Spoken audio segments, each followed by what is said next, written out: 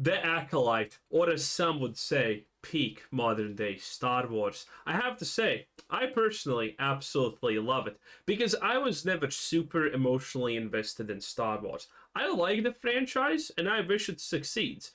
But if it burns down like this, it's kind of entertaining in my honest opinion because I personally enjoy watching things burn down if they deserve it.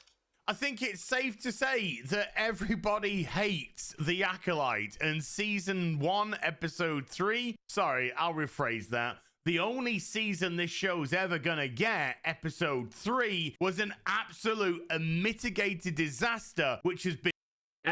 Please, relax. You're gonna lose your head if you keep this up. mocked the internet over. So, let's join in. You gotta love Hi everyone, it's Az here from Heel vs. Babyface. Yesterday I did my review for The Acolyte episode 3. My goodness me, what an absolute dumpster fire. Not only... Hell yeah, it was a dumpster fire. And by the way, this episode was so bad, it was kind of hard to watch, even for me. I loved episode 1. The roaring campfire in space, and seriously, mansplaining should be a mandatory thing throughout the world, otherwise women don't even know how fire works, considering the roaring space campfire, and obviously the flammable stone and metal. It's getting real dark. But episode 1 and 2, loved it. It was sad, it was stupid. Watching through binoculars, something happening 10 meters in front of you. Mwah. That is just peak, okay? But episode 3 was just a fever dream of some kind of insane space lesbian fantasies. Even I had problems watching that. Did it destroy pretty much everything to do with Star Wars because Leslie Headland wanted to Leslie Headland it. Put a chick in it, make her gay! But Please, lesbian Headland. That's her name. also, it was a complete and utter waste of time because all it told us is exactly what we found out from episodes 1 and 2. It hasn't shown us the alternative angle, which... He's so right, though. It's actually true. Because episode 3 just serves to show us that the twin that we know is alive. And it just ruined the Jedi even more because, you know, Force Field dude actually committed suicide because a crazy psycho twin decided to burn down their stone house. It is just peak. It is true. We have truly peaked as a society. Which will come later. So an episode that just wasted our time on space lesbians from outer space. Not only That's that, but they effect. managed to do it spectacularly. And by spectacularly, I mean with copious amounts of cringe that the internet just couldn't help but... Ooh, one, two, as many.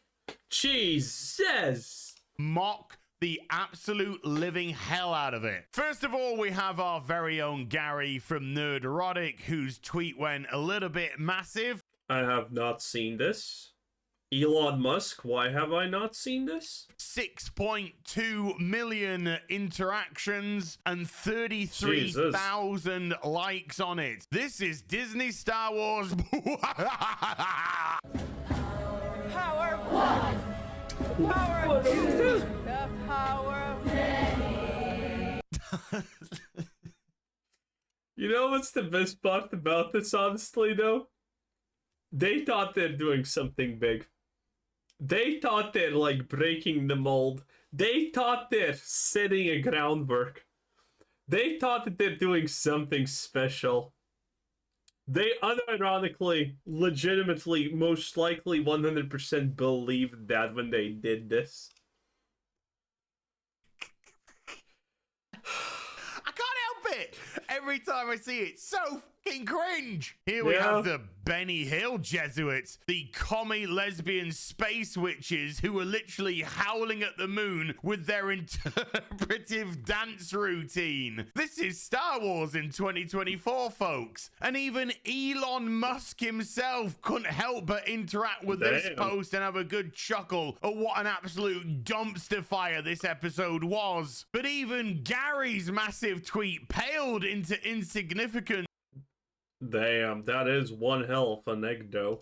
Next to my neck is less impressive. I'm like a pencil neck compared to this. What the fuck?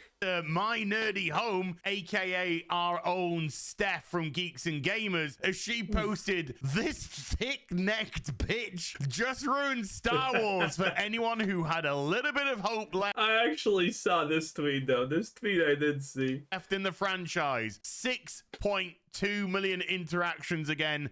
Gotta love it. 50,000 likes on it. Destroying the show, which just makes the memes even sweeter. Oh, no.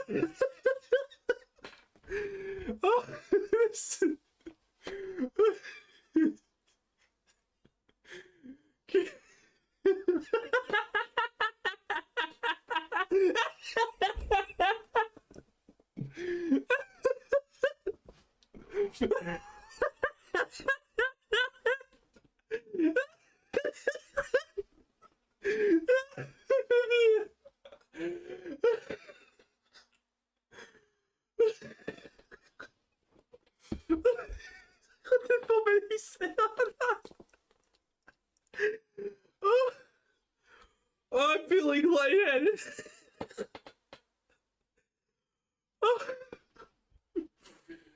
The moment he said it. No. Oh, Jesus. Oh, Jesus. Oh. No. It's dead, everyone! It's been dead for years! Wake up! Lily, who you'll find circulating around a lot of our channels, she made a tweet a few days ago, which did exceedingly well. 4.1k likes, 89,000 interactions. I can't concentrate. Oh my god, I'm lightheaded. Jesus. That was just perfection. Because all I can hear in my head is, Aaron James, bitch! But once more paling into insignificance with a couple of tweets that she put out yesterday. Wow, 8 minutes into the Acolyte episode 3 and I'm already done. I don't even think this is the controversial part. This isn't Star Wars anymore. I hate it here. 25,000 likes, 3.7 million interactions, and that was swiftly followed up here by man, it's Star Wars theory. Man, Star Wars theory has it honestly the absolutely most rough, because I think he is by far the biggest Star Wars channel out there, right? And the thing is, initially, people called him a shill because he was always trying to be positive, at least have some hope for Star Wars, because Star Wars is like a super huge part of his life, obviously, right? And he had to deal with when Star Wars became complete trash with the fact that people called him a shill and whatnot. And now that he is losing all hope, which is actually kind of sad to watch, because again, he cares. He actually cares a lot. And now people are attacking him. Oh, how you dare not like this new version of Star Wars. It is sad, dude. It is rough. followed up here by not only did they ruin Anakin's redemption, but they also ruined his birth. He's no longer special because he was the first to be conceived through the Force. Disney I completely forgot that part. Star Wars for destroying my favorite character. 2.9 million interactions, 29,000 likes. But wait a minute, Steph and Lily are both... I actually don't care about that part that he was blah blah blah. Well, he wasn't conceived by the Force. If I remember it correctly, he was the Force's response to something. I don't remember that part. But this is a great character in its own right to a certain degree, because it's just a story about... It's a pretty decent story about how the Jedi can muck up and not understand humanity. And, well, you know, in general, a lot of things, and how someone can be pushed to bad things because, well, a lot of the character... I'm not going to go in deep because I can't in short here, but, you know, Anakin is a great character because of what he goes through and how these decisions affect the outcome of what he's doing and, you know, his surroundings and whatnot. But wait a minute, Steph and Lily are both adult biological females, aka women, the very target audience that Disney Star Wars is trying to pander to, but we all know that that's actually bollocks. Chris Gore tried to offer some insight on what he thought of the song. When you're dealing with a cabal of space communist lesbians, does the power of one, the power of two, the power of many actually refer to Hey. Oh, well, then what about the power of a stick? I understand this reference. Even shots of Star Wars Theory, one of, if not the Yeah. I've watched the video. biggest Star Wars channel on YouTube. Just say everything. No words necessary here, folks. And the disappointment just keeps rolling in for people. The Star Wars we wanted, the great cinematic from the MMORPG, which still holds up today. The Star Wars we got.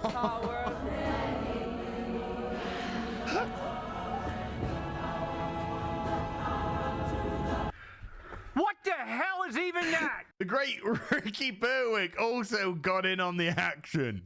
Oh, I think I also saw this. Yay! Star Wars Acolyte!